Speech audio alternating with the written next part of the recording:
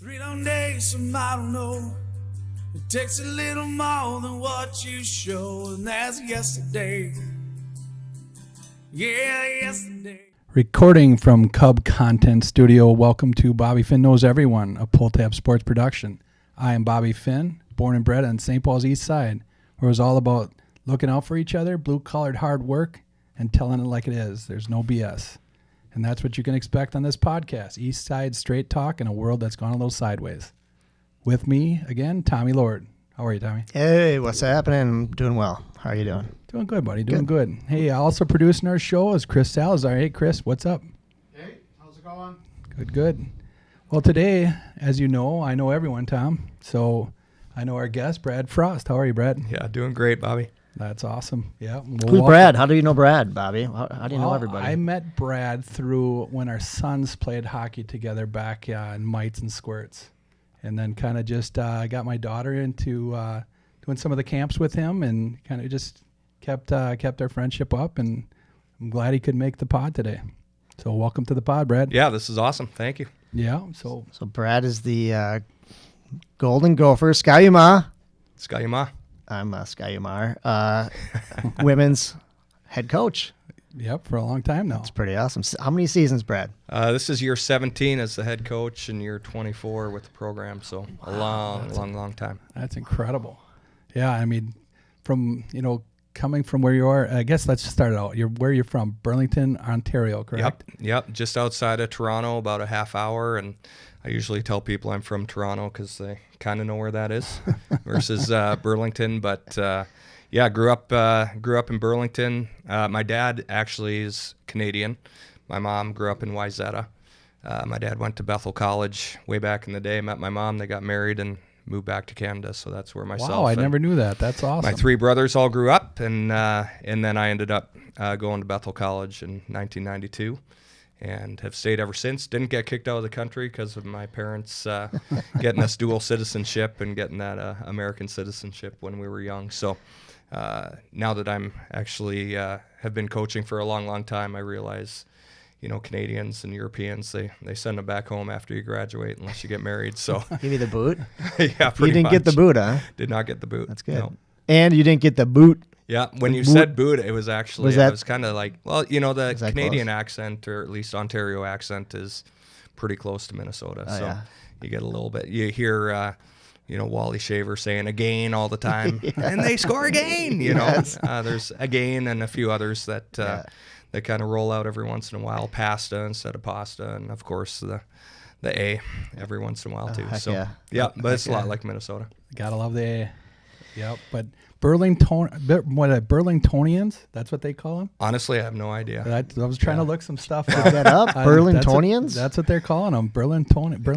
Burlingtonians, Yeah. Never heard that. We're Yeah, in and- Stillwater here at the Cub Content Studio. Are we Stillwaterians? Stillwaterans? Let's go with it. Let's start it up, huh? I'm cool with that. Yeah, but you're 40 minutes from the great one. That's where you grew Yeah. up, huh? Yeah. So we're of similar age. You're a little bit younger than me. You're probably the same age as you, but is that who you looked up to back For in the sure. day? Yeah, Wayne Gretzky was my hero. He's obviously a little older than us, but when we were growing up, we were about a half hour from Brantford, Ontario, which is where Wayne grew up, and there was a Wayne Gretzky complex. It had a couple rinks. It had big softball fields. They did their charity games out there all the time, and man, the most exciting thing about going to play Brantford is you hoped Walter Gretzky would be there, and he was. Really? Yeah, at least 50% of the time that we played there, he was there talking with the kids, and yeah, it was really, really cool. Never really got to meet Wayne. I'm not sure he was ever there, but we used to, as kids,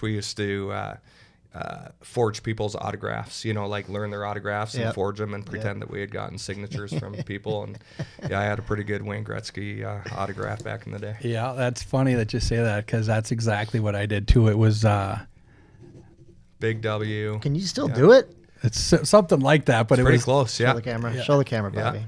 It was that's a scribble of it, but Yeah. it was I haven't signed that in probably 35, 40 years, but You it remember was how to do emulated. it. yeah, Yep. it was incredible, right? But Yeah. So it's kind of funny because when Addie, my daughter, played for a team and they went up to Toronto for a tournament, it was a pretty intense tournament. But the Hockey Hall of Fame is where everybody wants to go. But somebody said let's go to lunch at Gretzky's, and I was like, Gretzky's, really? It was like Mecca. Oh yeah. I honestly I saw the doors to the place, and it's got the big 99 on the doors, and then you walk in, and every picture is like with Gordie Howe and Pavel. I mean, they're just it's so incredible, and you see his stats. Yeah. You're When he was like a peewee and stuff, or he was playing. I think he was 10 years old playing with 14-year-olds, and just kind of kept going. And in peewees, he had 246 goals and right. this many assists. Unfortunately, I think Gretzky's is closed. Really? Yeah. So a buddy of mine, Jeff Moen, old Gopher goalie. Yeah. He was taking his son out to Buffalo and then to Toronto for a couple games, and he was asking what we should do. And I said, obviously the Hockey Hall of Fame, you got to do that, and then go to Gretzky's. And he said, I can't find Gretzky's anywhere kind of on the map. So I looked it up, and I think throughout COVID they had closed, unfortunately. Bummer. But that was another highlight. You always went to lunch or dinner there, before Jays games or Leaf games, and like you said, see all the pictures. And So it was a old big bar gloves restaurant with all of his memorabilia up, hanging on the walls and whatnot. It's really cool. You get a burger, and they like burn 99 into the top of it. That's pretty true. sweet. Yeah.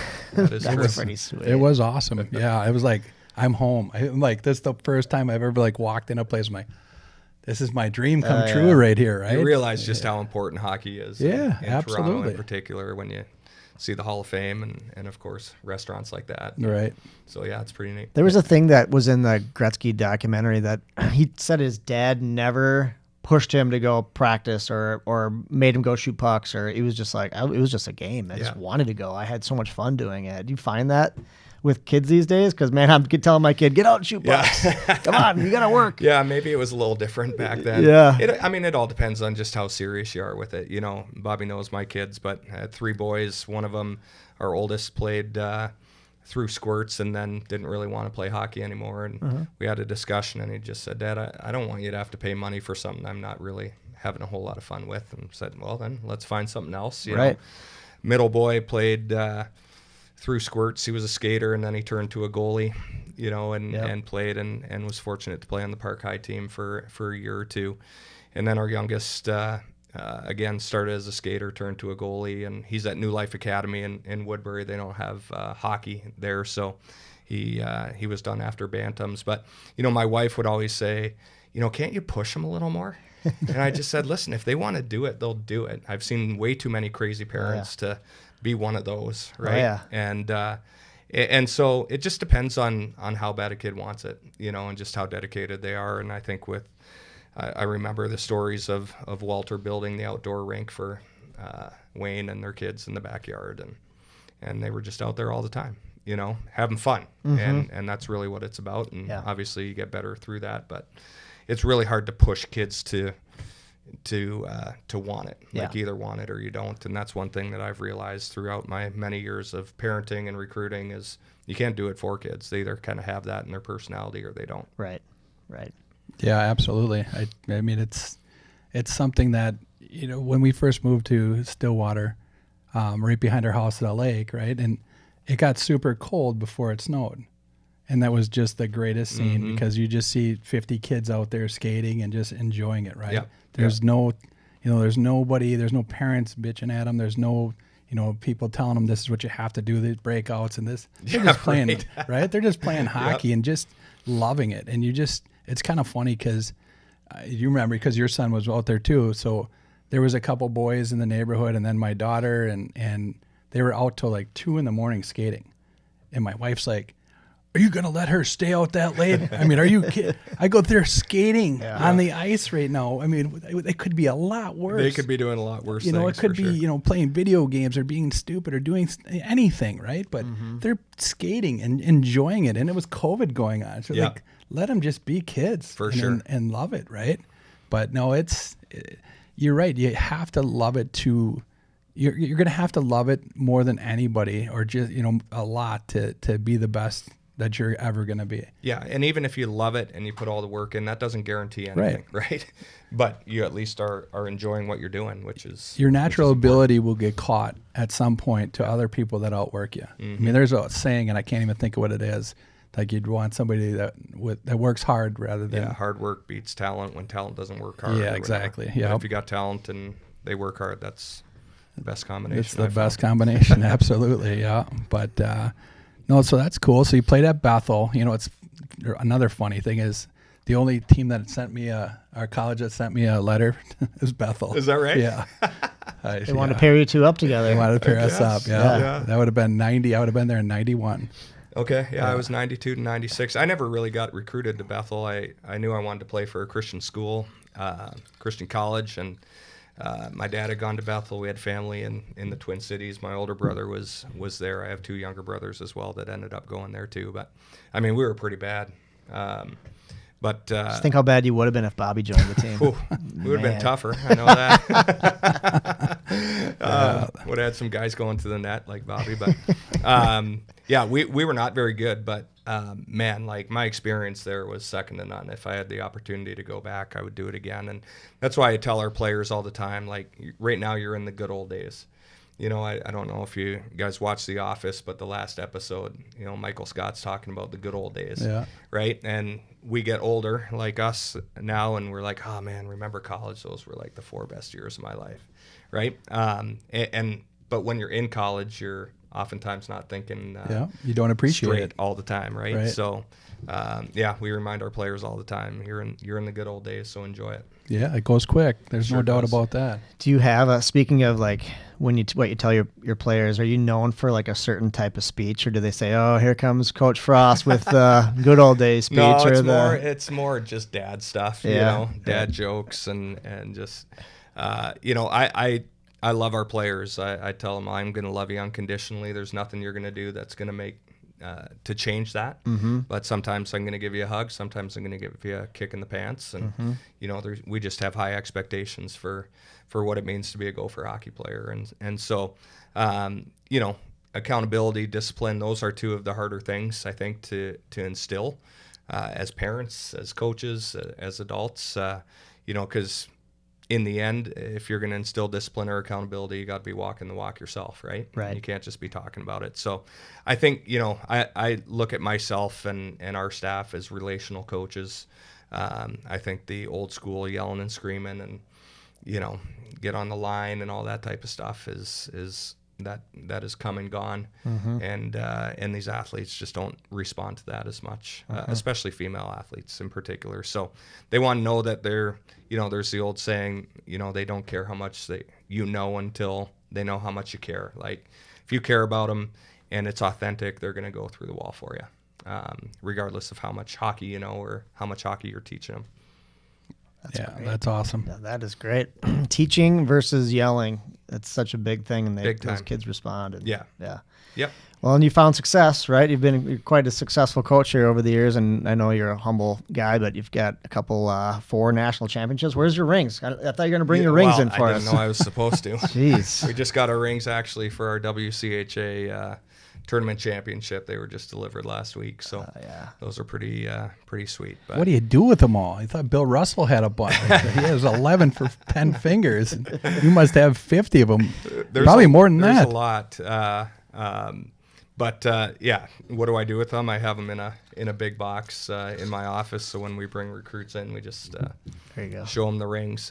Do you guys know Cal Dietz, our strength coach? He's literally one of the best strength coaches in the world. He's one of those guys that is writing the books for other strength coaches to read and then implement. And so he works with men's and women's hockey. So he's been at the U as long as I have, about 23, 24 years. And so he gets rings as well from the men's team or the women's team whenever our teams have success. And so I always try and show the recruits my ring box before we have them meet with Cal, because Cal's is like, he's got twice as many as I do. But yeah, the coach isn't as impressive as the strength coach. Not nearly as impressive. Yeah. So his has lights and all this other stuff. But yeah, certainly a lot of success over the years. That's great.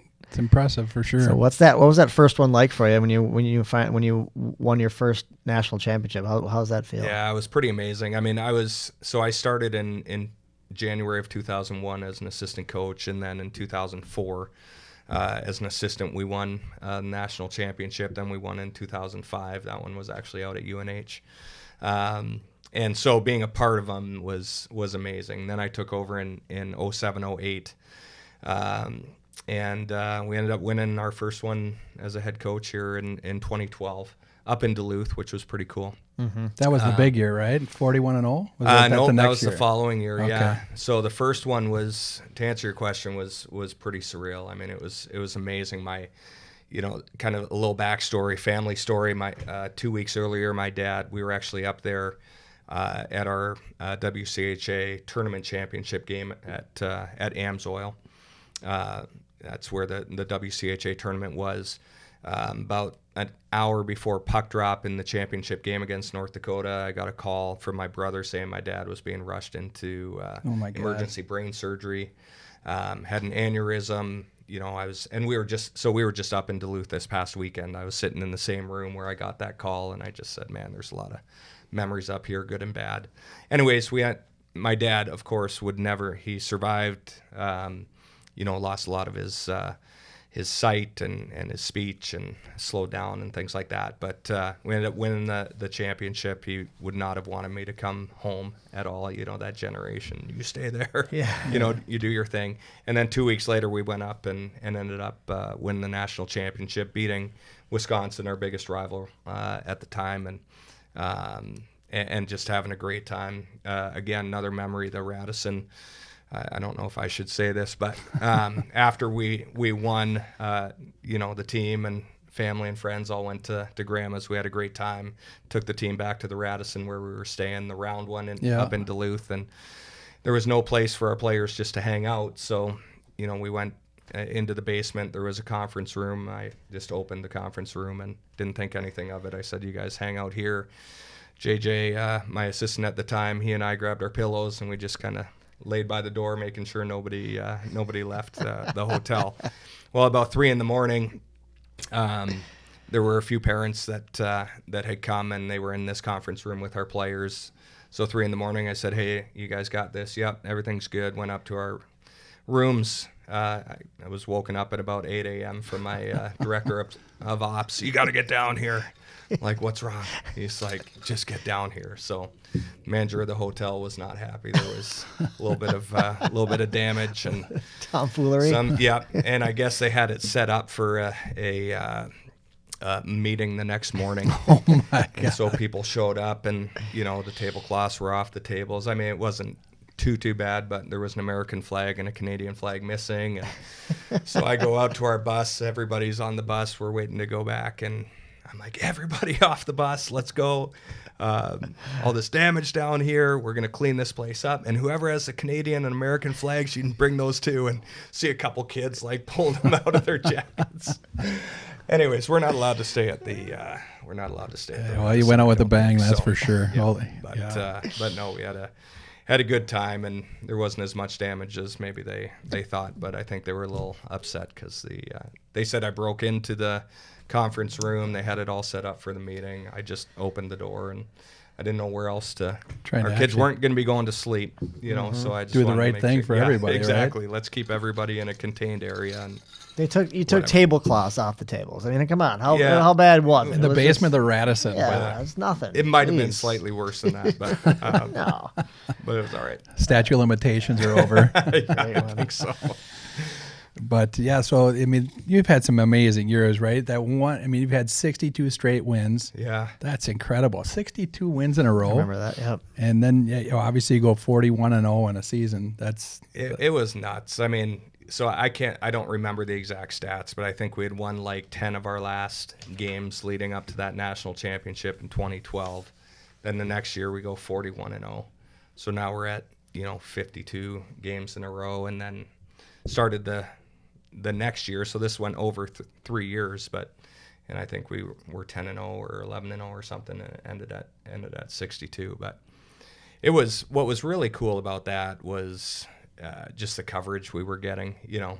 I hate to say we finally got some coverage when we went 41-0 or won 62 in a row. Like, there should have been more coverage, and there should always be more coverage for women's athletics. But it was pretty neat to be getting all that coverage for sure. Yeah, I mean, you're up there with Gino from UConn, right? I guess, I I mean, think Penn State volleyball had won like over 100 matches in a row or something. It has to too. still be a record, right? It is, yeah. Nobody's ever gone 41-0. Actually, The Vikings went 41-0 that one yeah, year. they did. That was Donut, 41 Donut, I think they called that one, right?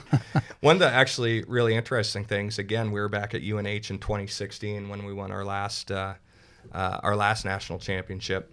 But we were playing Boston College in the championship game, and they were 40-0. Oh, wow. And we ended up beating them, thankfully. Oh, yeah. Like, this is our record. Exactly. Yeah, can you imagine, like, I mean, obviously winning the national championship was a big deal, but our players were going in like, we're not letting giving somebody that else up. be 41-0. But can you imagine being 40-1 and not winning the national championship? I mean, Brutal. That was the year of 2013 when we won.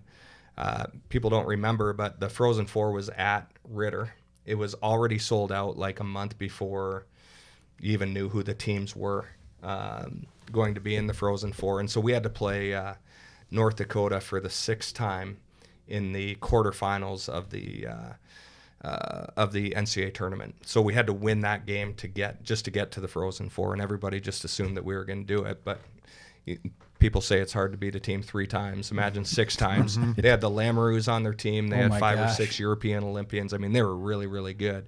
They weren't the 8th best team in the country. They were much better than that, but the NCAA wanted to save money, so they Put you sent both them, in the same. Yep, yeah. put them on a bus and sent them to us.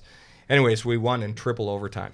Oh. It was we were like, I don't know, in the second period, the men's game started over on the other side at Mariucci, and their game was done, and a bunch of those fans came over because they heard we were still playing. But that was just to get to the Frozen Four. And then first game in the Frozen Four, we beat Boston College in New overtime Hampshire? as Yeah. well. Oh, wow. And then we're fortunate to beat BU in the championship. In Happy 13, about that so, one. Yeah, I don't know why. Yeah, so I mean, you've had an unbelievable career, and I mean, right now you guys are from 3rd in the pairwise. That's after losing. I mean, Taylor Heisey, right? Yeah. I mean, that's that's what she's done with girls hockey. I mean, she's got to be, back in the day, you have Chrissy Wendell and Darwitz and that group, and then you get to Taylor, and she's putting a new, polishing it up. I mean, Yeah, she's for incredible. Sure. She's an awesome player, awesome person. We lost 11 players from last year's team to graduation, and we're talking elite players. Heisey being, one of those. Grace Zumwinkle, Gracie Ostertag, Emily Oden, Bareen, Skaya. I mean, kids that we lost about 70% of our scoring from last year's team. So our team is significantly less experienced, I'd say. We're not super young, but just players are in different positions than they've never been in before.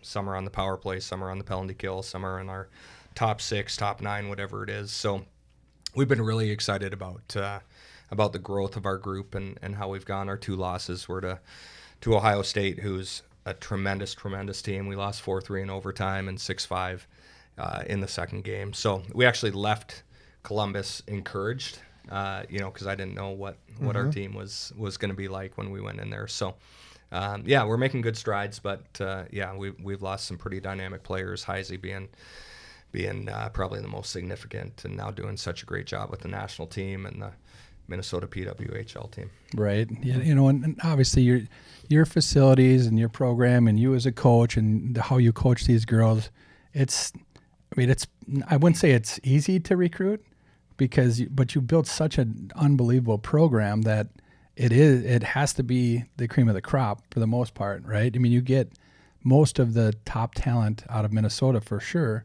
every single year. I mean, yep. Yeah, I mean, people say, "Oh, you just get to select your players; you don't have to recruit them," and it's not necessarily true.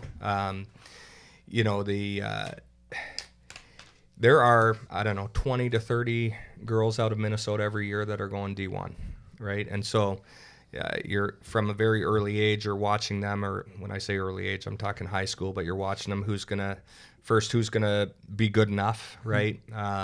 But you're having to make these decisions. Just a few years ago, you were making those decisions when they were in 8th and 9th grade. Kids were verbally committing, which thank goodness the rules have changed. So now it's after sophomore year.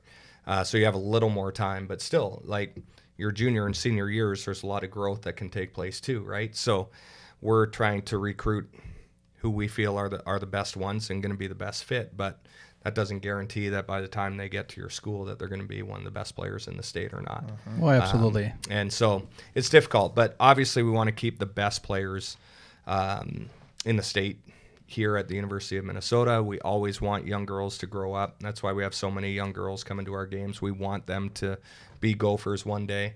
But recruiting's getting harder and harder, and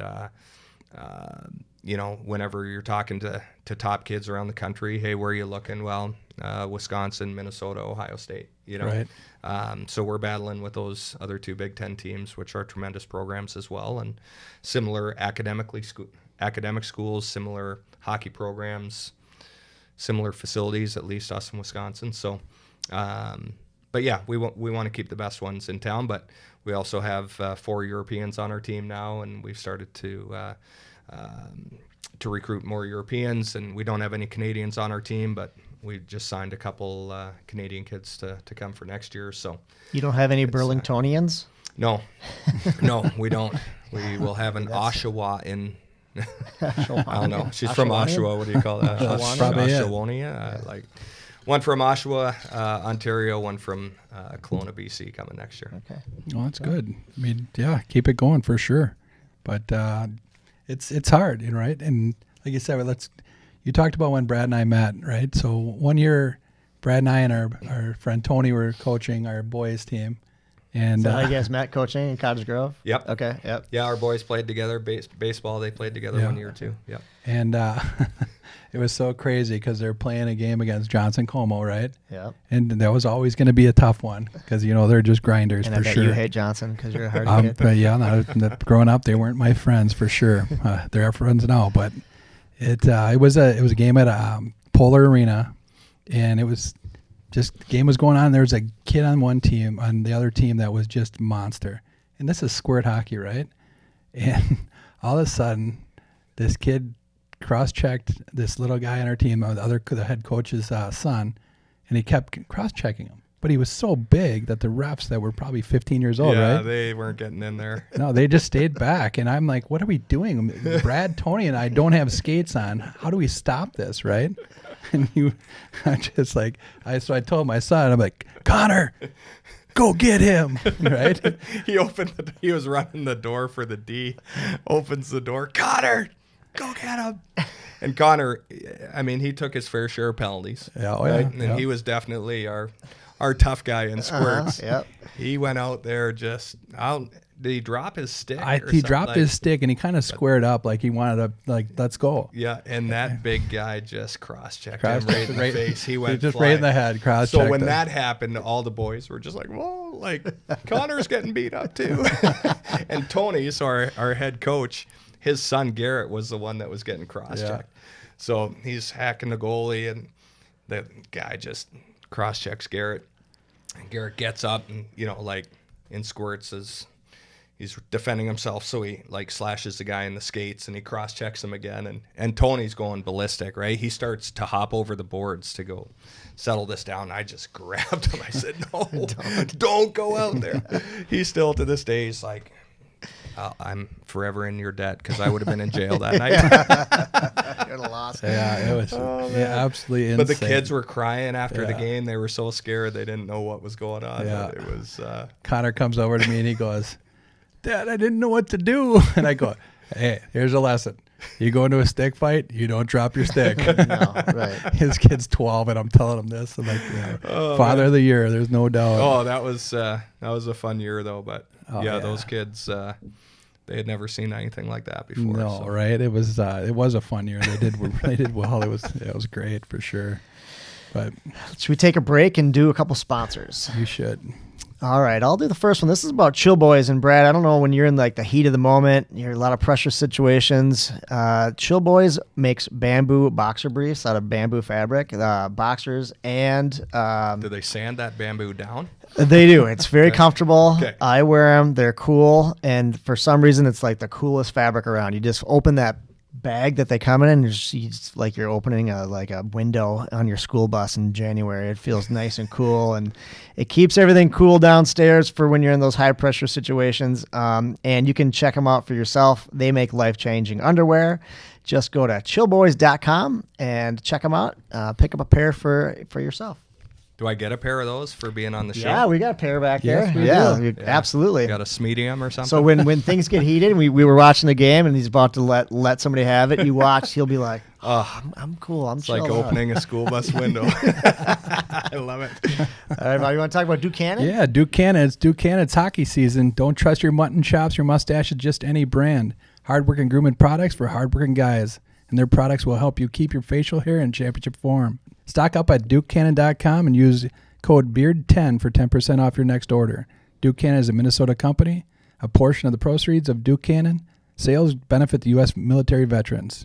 Work harder, smell better at Duke Cannon. We got some Duke Cannon for you too. I'll get you some. I was of going to that. say, I got the No Shave November going on Yeah. here, so I could use a little bit of Get you that. some beard oil. Get you some serious flow. Bobby's got some serious flow. And then we're gonna do one more promo here, because today, I don't know what day this you're gonna be listening to this, but there was a drop. Unreal UNRL is making these fine looking sweatshirts for Those are cool. the Minnesota Wild, for the Minnesota Vikings, and they're doing this thing where they're doing these drops where you follow them on social media, and they'll let you know when these things are for sale, and they go quickly. So they let us have a couple pairs here. Where'd that box go, Bobby? Here, they come in these sweet boxes. They're just like really premium. They come all packaged up. They give you a card so that you know it's authentic. It's this authentic hometown collection. This is the first drop for the Minnesota Wild. There's going to be 2 more. And I'll tell you what, they are living up to their reputation of making the coolest clothes around. You know, we talk about Nike kind of has brought sports to Oregon.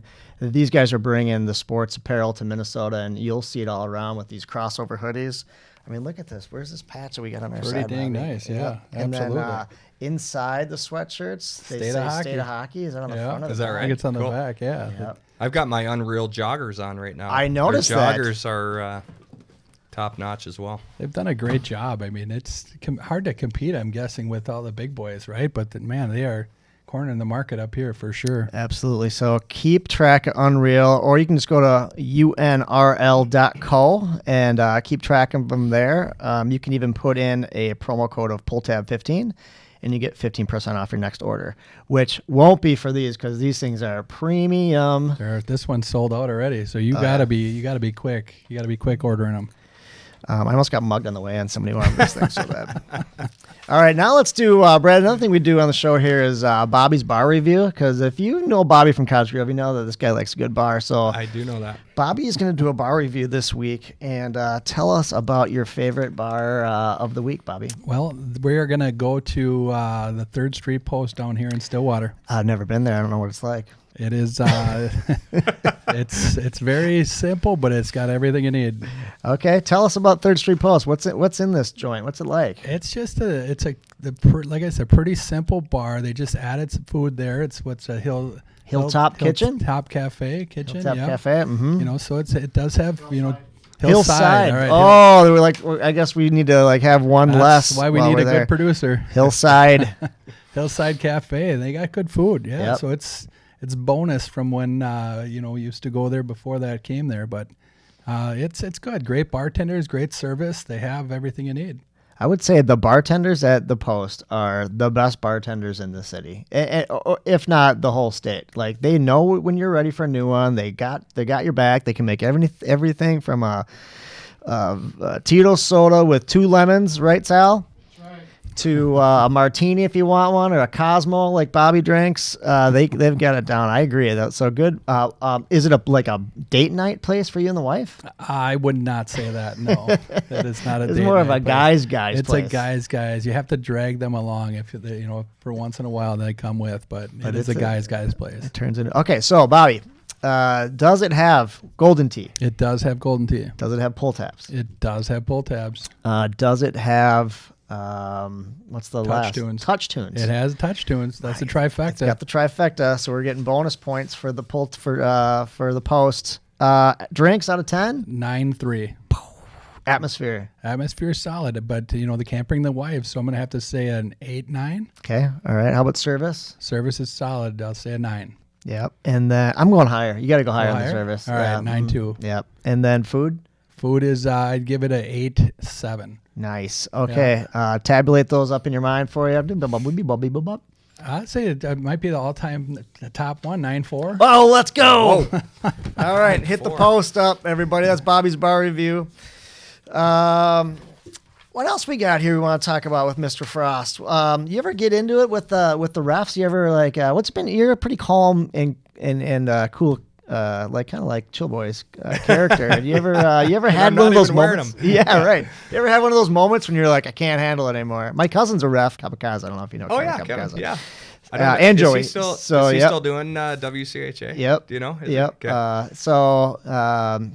You Kevin, ever lose Kevin it? ticked me off every once in a while. But, I wouldn't. I mean, lose it is maybe a little strong, but your team takes on your personality, right? So if you're freaking out on the referees, they're tending to freak out a little bit too, and so I prefer to have some civil conversations with them and versus yelling, but certainly the yelling back and forth goes a little bit. But it's I mean, every ref is doing their best. Just like I'm doing my best to coach my team, they're doing their best to call the game the right way. I really respect, and we had a couple of them this weekend, I really respect refs that they will make a call, I will argue with them, they come back the next day, hey, I watched this film, you were right on that one, I missed it, right? You heard it here first. Brad Frost is always right on the call, so they always come back to you and say, you were right, I was wrong. They don't always come back to say that, but they did, right? Okay. And that's, I just think that's important. Like, I want refs that are at our level that are going to be really professional. They're going to call the game the way that they see it, and then they're going to watch the game back and say, hey, I missed this one. I know you thought I missed that one, but I thought I got it right, and you just have a little conversation about it. So, no, overall, it's pretty good. They're out there doing their best, and you show them respect. They give you that respect back. And I just think, just like players don't like to be getting yelled at all the time, refs are the same way. Mm-hmm. And I'm just not sure yelling at referees helps you get calls. Yeah, right. If anything, it might piss them off more. And you got to be strategic on when you bark and when you don't bark. For sure. Right? Yeah. What about other coaches? Did you see something recently? I heard a story. He's just like, I heard a story. That's never happened before, but Brian Nadolski and I had a little yelling match a month or two ago. I can't remember. St. Cloud was in town playing, and we both got down from our benches, and the little photographer box in between the two benches, and we were just pointing and yelling at each other. The game was on the Big Ten Network, and I'm like, afterwards, I'm like, there's no way that TV would have picked that up. And I checked my phone, and of course it's just blowing up after the game. My son, one of my sons who's in Arizona at college, goes, we need, in our family group chat, we need to have a FaceTime with Dad to talk about his behavior tonight. So I'm like, okay, apparently that was... that's hilarious. Yeah, but all in all, we yelled and screamed at each other for about 30 seconds, went back, and at the end of the period, hey, you good? Yeah, I'm good. All right, let's go. Right. Let's go, coach. He's more like you, like in the sense of, he was a tough guy in high school and college. And yeah, but like I was not like that. So it was really good that we had the box in between. But if he would have started climbing over, I would have been out of there. You were going to Patrick Raw? No. I was acting like a tough guy there for 30 seconds knowing the box was in between us. You gotta do that at some point. I mean, just to keep him away. Yeah, no, for me, it was just I was protecting my players, and he was protecting his players. And yeah. So it was good. Great. I did get that. I got that information today by somebody you know well. I'm sure. Yeah, it was. That's hilarious. But you never want to have one of those. And it's not that big a deal, but your players see how much passion you have for them and how you want to have their backs, and they'll play harder for you when they. Right. It's not like you do that. I mean, if you did that every day, you're gonna lose them, right? Yeah. Yeah. If you it's kind of do like yelling at them all the time. Absolutely. Right? You can't do it. Yeah. You're not going to get anywhere with it. No, it was fun. It was interesting. Yeah. Right. Tell me about the. I got a bone to pick, and you'll probably be really nice about this. But tell me about like the East Coast bias versus like the rest of the country and where real hockey is played, which is Minnesota and the West Side over here. Like, man, I cannot handle watching like NCAA tournament with all these East Coast, analysts and announcers and Buchagras, which has done good things for college hockey, but.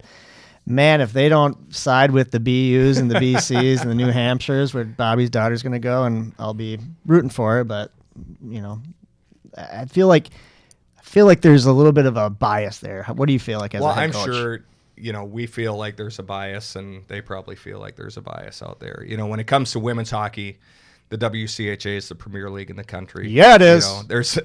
And now if Bobby. When Addie was on visit, she probably heard that, the ECAC is the best conference in hockey. Well, we go back to 2000 when the NCAA started women's hockey, right? And so we're at, 23 years of NCAA women's hockey, and the WCHA between us, Ohio State's only won one, but us, Wisconsin, UMD, Duluth, and back Ohio in the day, State, we've won 20 of the 23.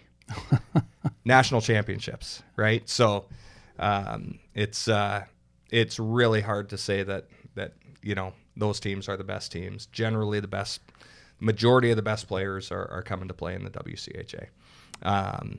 There's still a lot of really good players out there out east, but the WCHA is loaded with some really, really talented players. There you go. You heard it here first, folks. Heard it here. Don't tell your daughter. She's gonna have a chip on her shoulder. Big She's time. already got a chip on her shoulder. What are we talking about? I know. Who her dad is? I know. Yeah. They get it from their mom. Both of them, right? Maybe their athleticism. Yeah, no doubt. The other thing we do on this podcast is we have a thing which Bobby coined as his kind of mode in life is like, don't be a dick. Just be a good person. Don't be a dick. So we have a Don't Be a Dick of the Week. So speaking of people that have chips on their shoulders and are the dicks of the week are, especially this time of year, is Bobby, go for it. It's parents during tryouts. They lose their minds and they just... Absolutely. I mean, they have it figured out supposedly before it even happens, right? Just ask them. Yeah, just ask them. And when things don't go the way they thought, oh my God. But everything that transpires around it, right? I mean, it's before, like weeks, months, whatever before. Even when the season ends the previous year, they just turn into just crazies.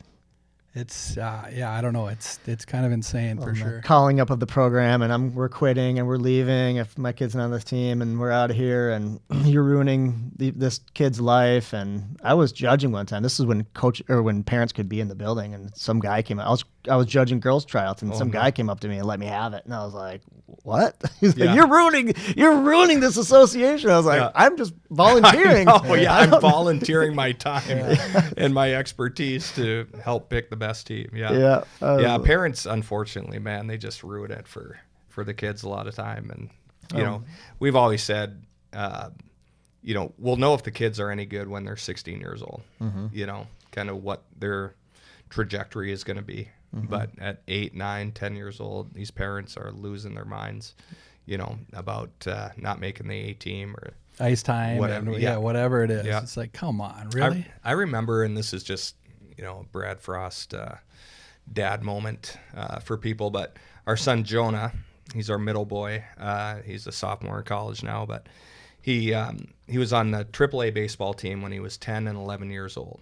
And as parents, we were super excited about it. You know, this is awesome. We got along with all the other parents, and you know, but he was one of he was like the 11th or 12th guy on the team. He was small, he was skinny, he was, you know, couldn't barely hit the ball out of the infield, and he was always playing left field or right field, and then he got cut going into 12s to the AA team. And I still remember he's like, yes, I'm on the AA team. And we're like, wait, what? You know, yeah. He's like, well, now I can hopefully pitch, I can catch, I can play shortstop. You know, I'm a little stronger, I'll be better hitting. And man, that was like the best thing in the world for him. And I've got a younger coaching staff right now. They're in their 30s with young kids. And I'm like, I would always prefer to have my kids playing at a lower level and being kind of in the top third than be in the bottom third of a top level team, if that makes sense. It does. I say that all the time. And again, it's not about us as parents, right? Like we take it personally when our kid is cut from a team, and it's not personal at all. But like the goal is to always get the kids into the level where they're going to be successful. Succeed. Right?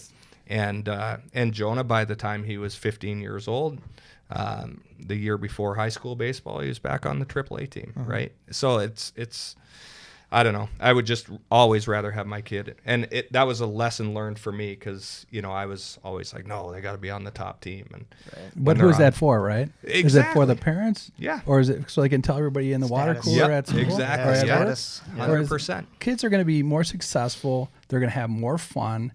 And when they're playing at a level that they're going to be good. Exactly. They're going to see the field or the ice or whatever it is. So why wouldn't you want your kid to be happy or miserable if you're the the lowest player on the team or the less talented? When you are on the ice, you're going to be chasing so hard that you're not even going to know what's going on. And the kids usually, when they're the bottom players on a top team, they're not enjoying it. No, you know. And as parents, you're not really enjoying it because they're, you know, in well, now you baseball, start not blaming hitting everybody too, right? Right. Yep. You got to justify something, but it's like you said, it's never personal. It's not about. So, Brad, having my daughter go to your camps, skating, you know, with all these amazing players, you going to have these camps or anything else going forward? Yeah, we are.